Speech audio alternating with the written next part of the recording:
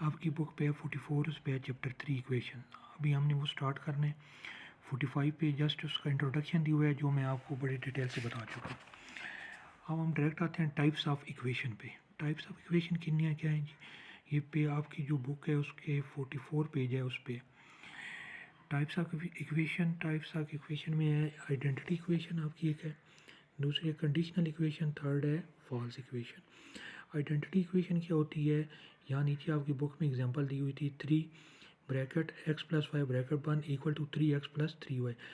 Identity equation ये कहती है कि आप x और y की कोई भी यहाँ वैल्यू पुट करें अपने पास से, तो दोनों तरफ आंसर बराबर आएगा। मैं यहाँ पे x बराबर है 2 और x 3 वैल्यू पुट करने लगूँ। यहाँ 3 इसी तरह लिख दिया नीचे, ठीक है ना। उसके बाद ये x है, इस x की जगह यहाँ मैंने 2 लिखा, फिर इस y की जगह यहाँ पे मैंने 3 लिखा क्योंकि ये वैल्यू ली थी ना।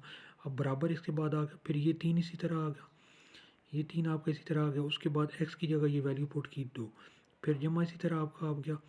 उसके बाद ये 3 लिखा आपका, ये y की वैल्यू 3 थी, उससे पीछे जो 3 पहले ही मौजूद था।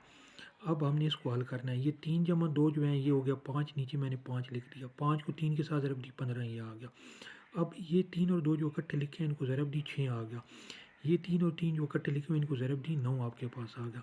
6 और 9 को जमा किया क्या हमारे पास 15। अब देखिए हमने जो x और y की वैल्यू पुट की है, हमारे पास आंसर दोनों साइड पे बराबर आ गए, तो ऐसी इक्वेशन को हम कहेंगे आइडेंटिटी इक्वेशन। दूसरी हमारे पास है कंडीशनल इक्वेशन। कंडीशनल इक्वेशन जो आपकी बुक में एग्जांपल तो नीचे वाली दी थी, पहले ये एग्जांपल देखें, x जमा 1 बराबर है 4। अब हम इधर x की कौन सी वैल्यू पुट करें कि 1 के साथ जमा करें और 4 आ जाए। यहाँ पे हम हर हाल में हमें x की वैल्यू 3 पुट करनी पड़ेगी, ये हमारे पास कंडीशन है। x की वैल्यू 3 पुट करेंगे तो आगे जवाब 4 आएगा। जब हमने x की जगह 3 लिखा तो 3 जमा 1 किया बराबर है 4। ऐसी इक्वेशन को हम कंडीशनल इक्वेशन कहते हैं। आपकी बुक में एग्जांपल दी हुई है 2x बराबर है 5। अब हमने x की कौन सी ऐसी कीमत यहाँ लिखें कि हमारे पास जवाब बराबर है 5 आ जाए। हमने x की कीमत वो लेनी है 5/2। 2 2 से कट जाएगा, जिस तरह ये मैंने 2 2 से कट गया, तकसीम हो रहे हैं, 5 जवाब आ गया, ये 5 5 के बराबर। अब तीसरी हमारे पास इक्वेशन है, यहाँ देखिए हमारे पास क्या आती है, फॉल्स इक्वेशन। फॉल्स इक्वेशन वो इक्वेशन होती है आप वेरिएबल की कोई भी वैल्यू पुट कर लें।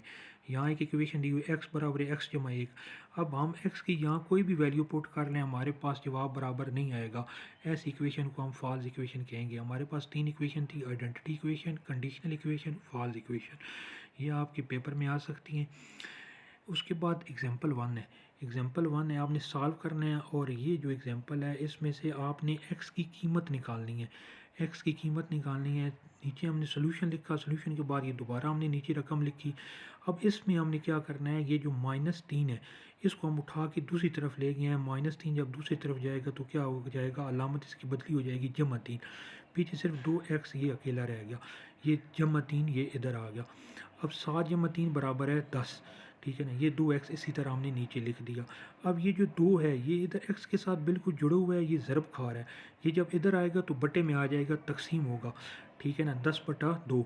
अब 2 को 10 पे तकसीम किया, हमारे पास x की कीमत क्या आ गई, 5। ये हमारे पास x की कीमत आ गई।